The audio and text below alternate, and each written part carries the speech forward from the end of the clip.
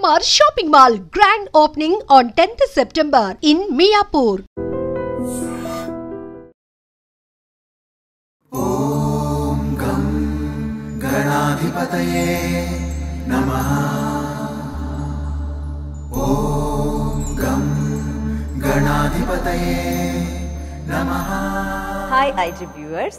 ఇప్పుడు మనం వచ్చేసాం హైదరాబాద్లోని నాలెడ్జ్ సిటీలో ఉన్న మై హోమ్ పూజ అపార్ట్మెంట్లోకి.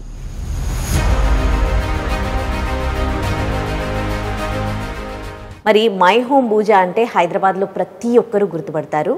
సో ఇది గేటెడ్ కమ్యూనిటీ, అందరికీ తెలిసిందే, అండ్ చాలా హైఫై పీపుల్ ఇక్కడ ఉంటారు.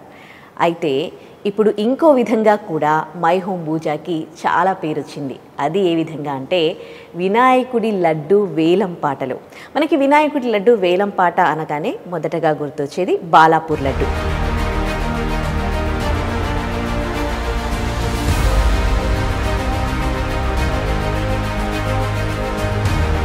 ఎందుకంటే వినాయక చవితిలో పెట్టినప్పటి నుంచి కూడా ఫస్ట్ ఇయర్ నుంచే కూడా వేలం పాటలో తనకంటూ బాలాపూర్లో ఒక ప్రత్యేకత సంపాదించుకుంది. కానీ ఇప్పుడు చాలా చోట్ల, బాలాపూర్ ఒక్కటే కాదు, చాలా చోట్ల కూడా లడ్డు వేలం పాటలో లక్షల్లో పోతుందన్నమాట.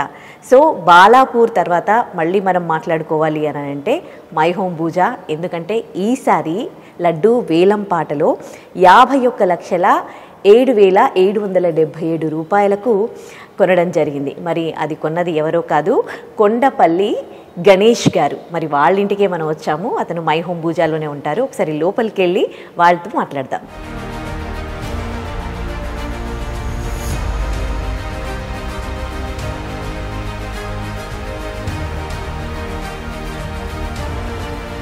హాయ్ అండి. నమస్తే. నమస్తే. హాయ్, కంగ్రాట్స్ అండి మీకు. థ్యాంక్ యూ అండి. సో రాగానే వినాయకుడు కనిపిస్తూ ఉన్నాడు. వీళ్ళంతా చాలా ఆధ్యాత్మికంగా అనిపిస్తూ ఉన్నారు.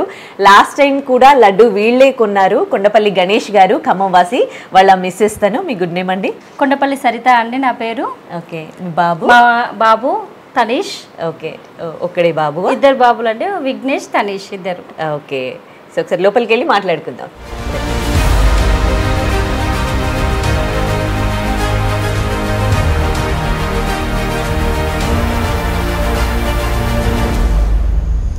సో వేలం పాటలో, మై హోమ్ పూజలో వేలం పాటలో వాళ్ళు కొన్న లడ్డు మీరు చూడండి.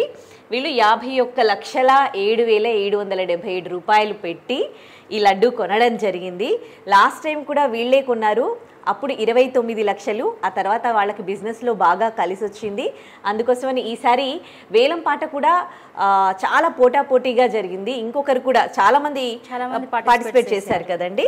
సో ఇంత ఎక్కువ పోయినప్పటికీ మీరు ఇప్పుడు కాదు, కొన్ని సంవత్సరాల నుంచి కూడా లడ్డు వేలం పాటలో మీ భర్త పార్టిసిపేట్ చేస్తారు అని విన్నాము. అవునండి. సో మీ ఇంట్లోకి వస్తే కూడా అన్ని గణేశుడి ఫోటోలు, అండ్ మీ హస్బెండ్ పేరు కూడా గణేషే. సో ఏంటి చెప్తారా? యాక్చువల్గా మా మామగారు కోటేశ్వరరావు గారండి. తన సింగరేణి ఎంప్లాయ్. చాలా మిడిల్ క్లాస్ ఫ్యామిలీ నుంచి వచ్చాము. తనకు అక్కడ కొత్తగూడెంలో ఉన్నప్పుడు వర్క్ చేసేటప్పుడు అక్కడ గణేష్ టెంపుల్ ఉండేది. వారికి గణేష్ మీద ఉన్న అభిమానం వల్ల వారు మా సార్కి గణేష్ అని పేరు పెట్టుకున్నారు. అదే విధంగా తను అప్పటి నుంచి కూడా ఇప్పటి వరకు కూడా ప్రతిరోజు ఎర్లీ మార్నింగ్ 6 to 7 మధ్యలో కంపల్సరీ దేవుడి దగ్గరికి వెళ్ళి ఆ ఆధ్యాత్మిక భావం అనేది తనతో పాటు ఫ్యామిలీ మొత్తానికి కూడా గణేష్ అంటే ఒక వైబ్రేషన్ అనేది క్రియేట్ అవుతుంది అన్నట్టు, వచ్చేస్తుంది అన్నట్టు. ఓకే. ఆ విధంగా మా అందరికీ కూడా గణేష్ దేవుడు అంటే చాలా ఏమంటారు ఇంట్రెస్ట్ అన్నట్టు. ఓకే. అంతేకాకుండా మీ అత్తమామలు గణేష్ మాల కూడా ధరిస్తారు అని విన్నా. అవునండి. ఇల్లందులో చాలా సంవత్సరాల నుంచి అంటే గణేష్ టెంపుల్ సార్ మా మామయ్య గారికి గణేష్ మీద, దేవుడి మీద ఉన్న భక్తి వల్ల మాకున్న స్థలంలో కొంత స్థలంలో అంటే ఇంటి పక్కనే స్థలం ఉంది. అక్కడే ఏం చేసాము, మేము పక్కనే ఒక చిన్న విగ్రహాన్ని ప్రతిష్ఠించినాము. అది క్రమాభివృద్ధిగా ఏమవుతుంది, అది డెవలప్మెంట్ మేమే చేస్తున్నాం. మాతో పాటు ఆ కాలనీ వాసులు కూడా చాలా ఉత్సాహంగా పార్టిసిపేట్ చేయడం. ఒక వినాయకుడి చతుర్థి అనే కాదు, అందులో శివరాత్రికి కళ్యాణం ఇవన్నీ కూడా చేస్తున్నాం అన్నట్టు మేము. లాస్ట్ టైం కూడా 29 lakhsకి ఉన్నారు కదా. సో అంతవరకు అంటే ఆ తర్వాత మళ్ళీ ఇప్పుడు 51 lakhs అబోవ్ ఉన్నారు. ఏంటి వ్యాపారంలో బాగా కలిసి వచ్చింది అని విన్నాము. అంటే లడ్డు అనేది మన మొక్కలమే కాదు, అంటే దేవుడికి మనం తీసుకోవడం వల్ల గుడి డెవలప్మెంట్ అనేది ఒకటి ఉంటుందండి. దాంతోపాటు మనం తీసుకోవడంతో పాటు మనతో పాటు ఉన్న చుట్టూ ప్రజలకు కూడా మనం దీన్ని డిస్ట్రిబ్యూట్ చేస్తాము.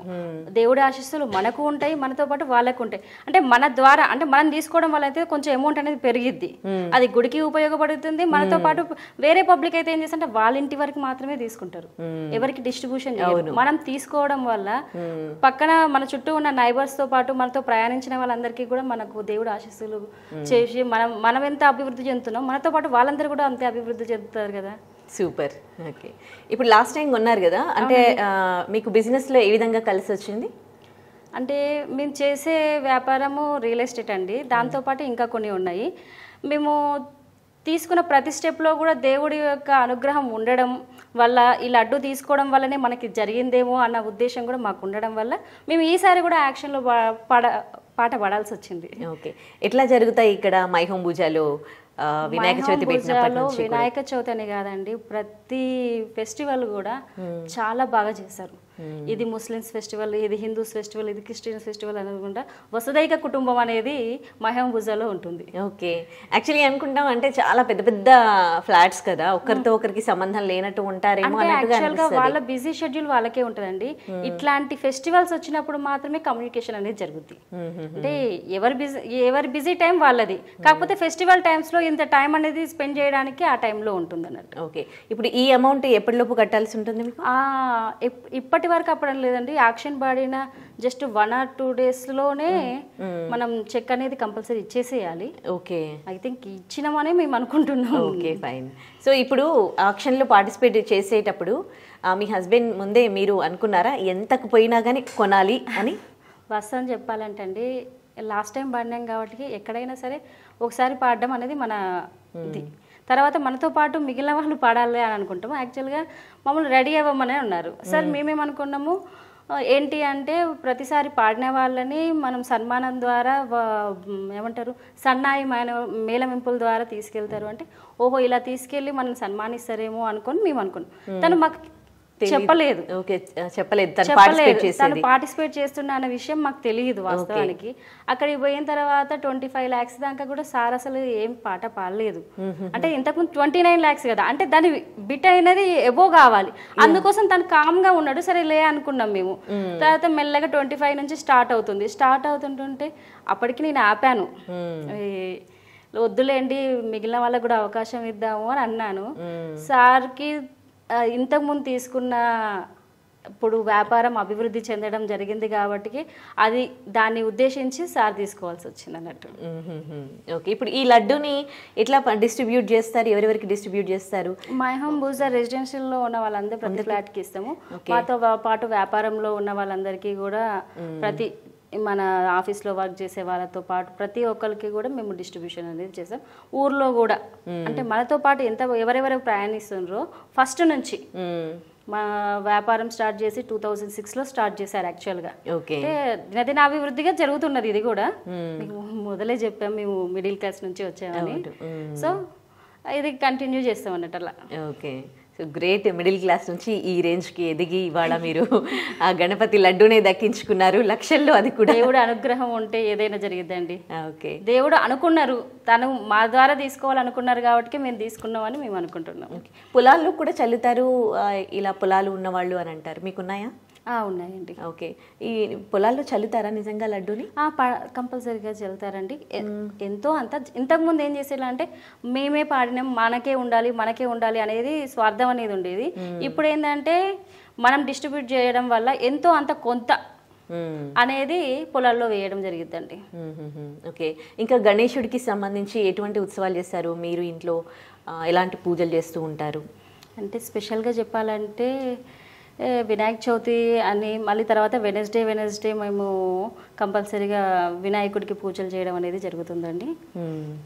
ఓకే, సో మా అత్తయ్య గారు అయితే చతుర్థి మంత్లీ 2 times వస్తుంది కదా చతుర్థికి, ఆ 2 times కూడా ఫాస్టింగ్ ఉండడం అలాంటివన్నీ కూడా చేస్తుంటది. ఓకే, నేను అన్ని మాలలు విన్నాను కానీ గణేష్ మాల అనేది అంటే చాలా తక్కువగా విన్నాను. యాక్చువల్గా నేను కూడా ఇల్లందు పోయిన తర్వాతనే విన్నా అండి. ఆ అయ్యప్ప స్వామి మాల అనేది తెలుసులే, కానీ గణపతి మాల కూడా ఉంటుంది. అంటే ఏంటంటే ఎవరిళ్ళలో వాళ్ళు చేసుకుంటారు. ఈ గణపతి మాల వేసుకోవడం అనేది ఏంటంటే 9 రోజులు ఎలాగో మనము ఎలాంటివి కూడా వెజిటేరియన్ ఫుడ్ అది కూడా ఒక పద్ధతిగా అయ్యప్ప స్వామికి ఎలాగైతే చేసుకుంటారో, కాకపోతే అయ్యప్ప స్వామికి 41 days చేసుకుంటారు. ఇక్కడ 11 days మాత్రమే చేసుకుంటాం. 11 days ఆర్ 21 days అనేది వాళ్ళు డిసైడ్ చేసుకుంటారు అన్నట్టు. ఓకే, అంటే ఇప్పుడు ఎన్ని సంవత్సరాలు అయింది మీ అత్త మామలు మాల వేయబట్టి? లేదు 20 years నుంచి చేస్తున్నారు. 20 years నుంచి చేస్తున్నారా? బాబుకి ఎట్లాంటి స్పెషల్ ఇంట్రెస్ట్? మాల వేసుకున్నావా? అంటే బాబుకి కొంచెం హెల్త్ ఇష్యూ ఉండనప్పుడు మేము కూడా బాబుకి వేసుకుందాము అని అనుకున్నాము. అలా 1 time వేసామన్నట్టు. ఒక 4 years బ్యాక్ వేసాము. ఓకే, ఇంకో బాబు 10th స్కూల్లో ఉన్నారు, హాస్టల్లో ఉన్నారు. మీకు గణేశుడు అంటే భక్తి అది ఎట్లా పెరిగిందమ్మా తనీష్? డాడీకి ఉందని పూజ చేస్తావా నువ్వు ప్రతిరోజు? గణేశుడికి మొక్కుతావా? ఓకే, స్కూల్కి పోయే ముందు అవునా, బొట్టు పెట్టుకొని. ఓకే, ఈసారి నీకు ఎట్లా అనిపించింది సెలబ్రేషన్స్ మై హోమ్ పూజలు? లాస్ట్ టైం కంటే బెటర్.